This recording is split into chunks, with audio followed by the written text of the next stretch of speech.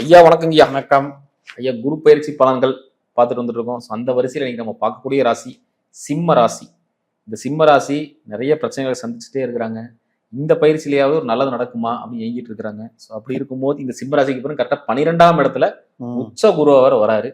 So இவங்களுக்கு எந்த வித பலங்கள்லாம் இருக்கு அப்படின்னு சொல்லுங்க ஐயா. நம்ம சிஸ்டத்துல இடம் முக்கியம் இல்லை, அந்த சாரம் தான் முக்கியம். நட்சத்திர பாதம். நட்சத்திர பாதம். இப்ப குருவனுடைய பாதத்துக்கு ஃபர்ஸ்ட் வருவார். ஒரு பாதம் அங்க இருக்கு, புனர்பூசம். புனர்பூசம் 4ஆம் பாதம்.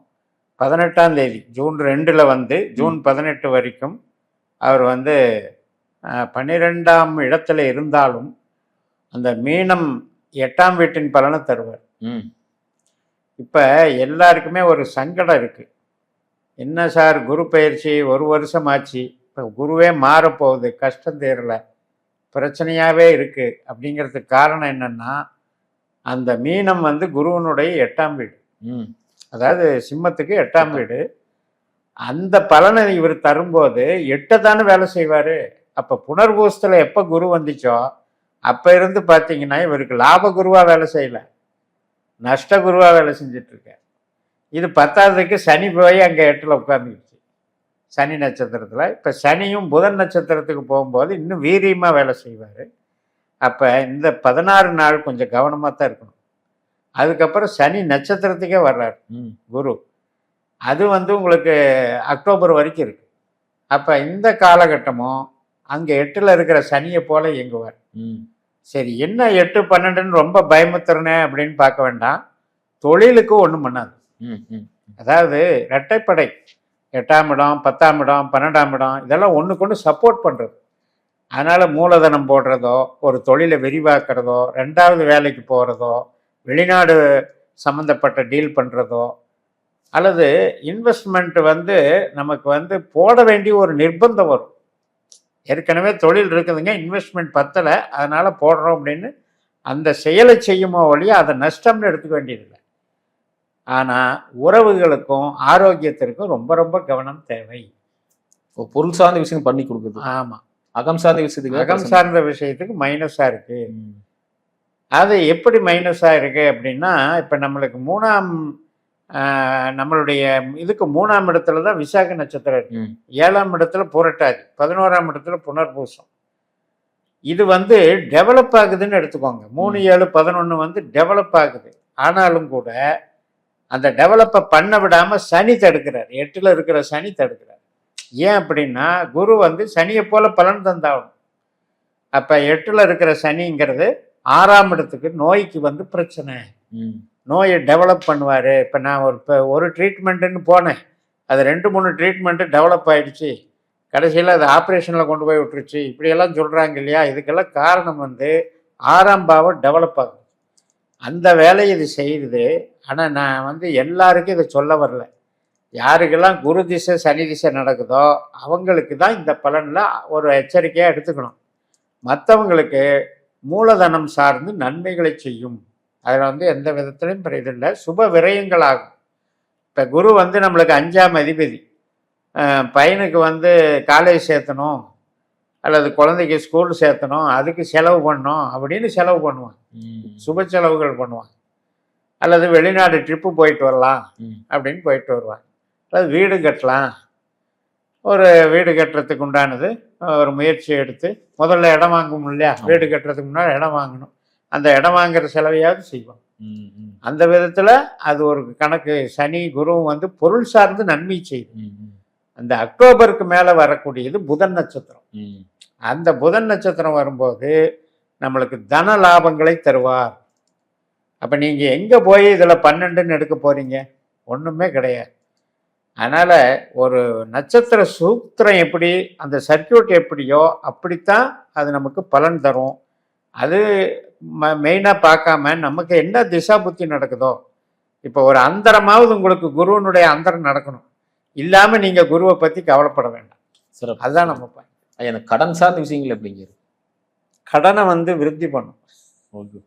6ஆம் பாவம், 8ஆம் பாவம், 12ஆம் பாவம் இதெல்லாம் கடனுக்கு சப்போர்ட்டு.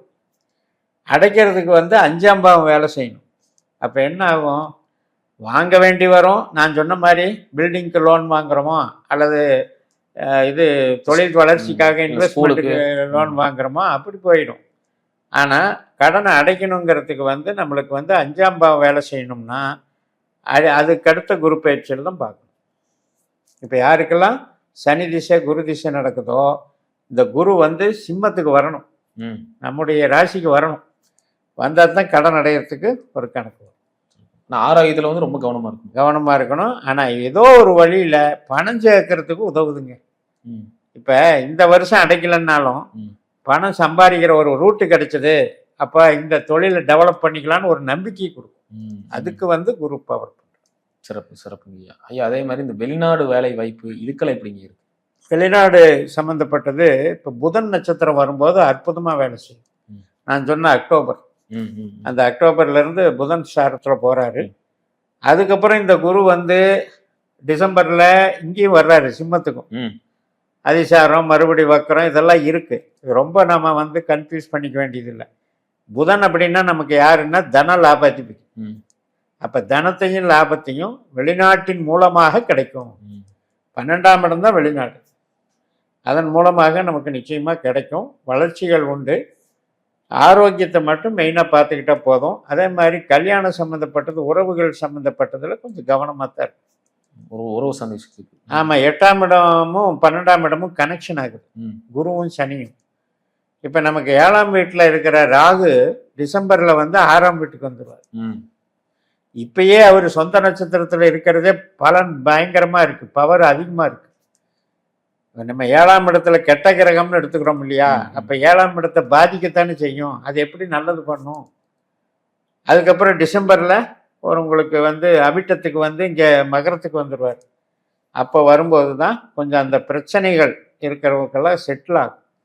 கல்யாணத்தில் பிரச்சனை போயிட்டுருக்கு, அல்லது டைவர்ஸ் வழக்கு நடந்துக்கிட்டு இருக்கு, அல்லது ஏதோ ஒரு காம்ப்ரமைஸாவது அங்கே மகரத்துக்கு ராகு வரணும்.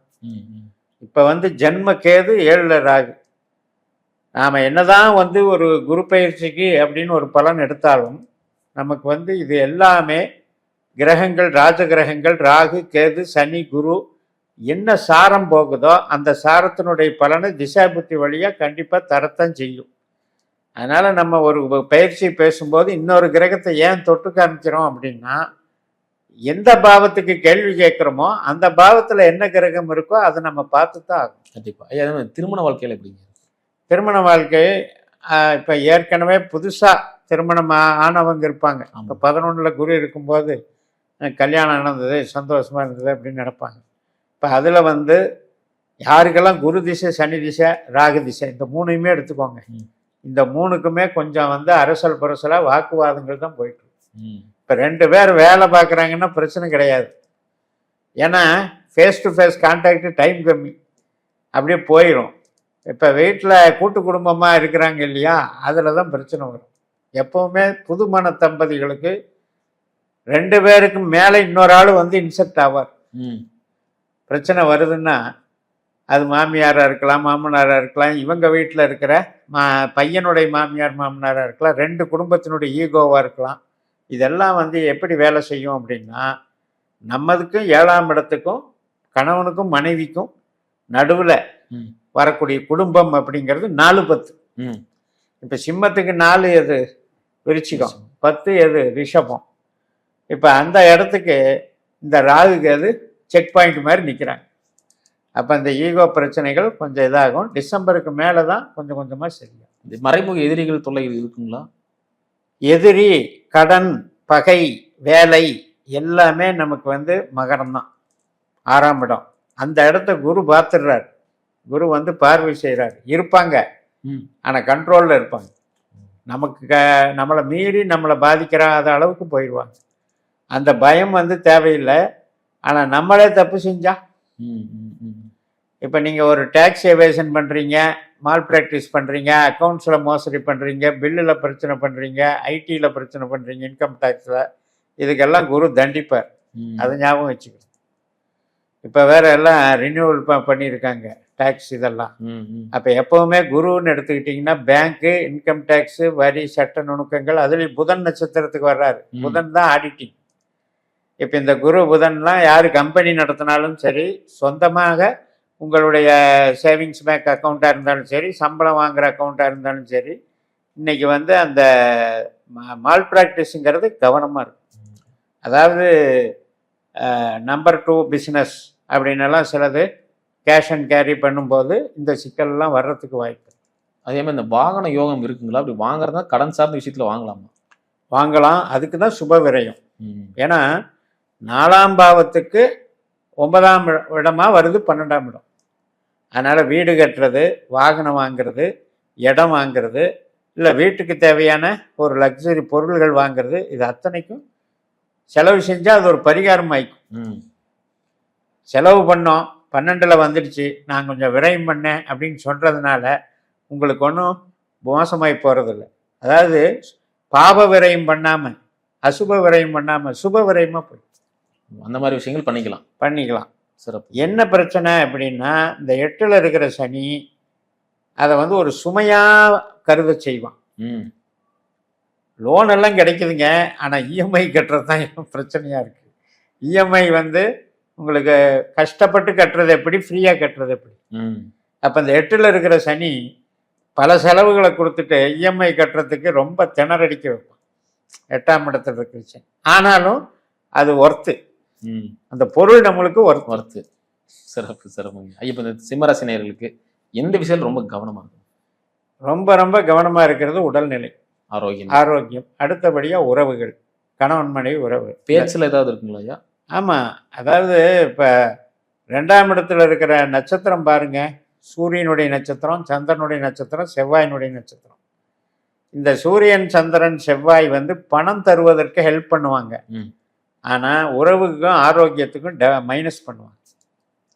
இப்போ அந்த மாதிரி இருக்கும் பொழுது, இப்போ அந்த 2ஆம் இடத்தையும் 6ஆம் இடத்தையும் 10ஆம் இடத்தையும் இந்த அகம் சார்ந்த விஷயங்களுக்கு வந்து நெகட்டிவாக தான் இருக்குது. இப்போ ராகு கேது என்ன செய்கிறாங்க அப்படின்னா, 6ஆம் இடத்தை டெவலப் பண்ணுறாங்க, நோயை வந்து டெவலப் பண்ணுறாங்க. அதே மாதிரி கணவன் மனைவி தாம்பத்தியத்தை கொஞ்சம் அது வந்து அதிருப்தி மனப்பான்மை, என்னை சரியாக புரிஞ்சிக்கல, அதனால் நான் வந்து சந்தேகப்படுறேன்.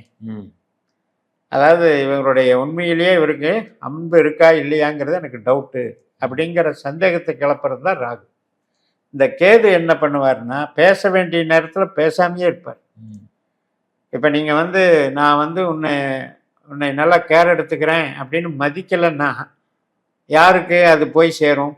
போகாது. அப்போ இந்த கேது என்ன பண்ணுதுன்னா, கம்முன்னு இருக்கு சார், ஊமையாட்டம், எதுவுமே எக்ஸ்பிரஷனே இருக்காது. அப்போ அந்த அந்த வே ஆஃப் அப்ரோச்சை வந்து கட் பண்ணுறாரு. அதனால் மிஸ் அண்டர்ஸ்டாண்டிங் அதிகமாகாமல் பார்த்துக்கணும். இதை வந்து நாம் சைக்கலாஜிக்கலாக எடுத்துக்கிட்டு நாம் தான் டீல் பண்ணிக்கணும். ஒருவேளை அங்கே ஆப்போசிட் கணவனுக்கோ மனைவிக்கோ ஜாதகத்தில் வந்து அந்த நல்ல ஒற்றைப்படை பாவங்கள் 5ஆம் இடம் 11ஆம் இடமெல்லாம் சந்தோஷத்தை கொடுத்துட்டு இருந்ததுன்னா பெருசாக தெரியாது. அங்கேயும் ஏதாவது பிரச்சனைகள் ஓடிட்டு இருந்ததுன்னா, இப்போ 2 பேரும் ஒரே ராசின்னு வைங்க, அப்போ டபுள் எஃபெக்ட் கொடுக்கும்ல. கண்டிப்பாக. சிறப்பு. ரொம்ப அருமையாக சொன்னீங்க. மீண்டும் அடுத்த காலம் சந்திக்கிறேன். நன்றி.